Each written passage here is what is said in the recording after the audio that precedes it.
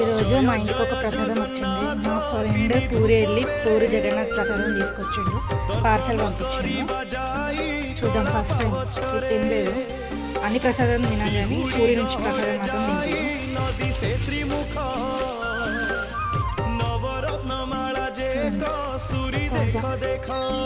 కాజా ప్రసాద్ తిన్నా, నేను చూసిన వీడియోలో కూడా.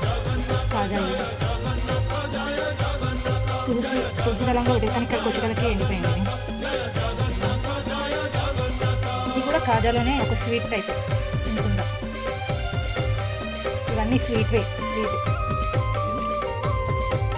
నాకైతే తెలుస్తలేదు ఏం స్వీట్, కానీ ప్రసాదం కాబట్టి తినాలి అన్నీ.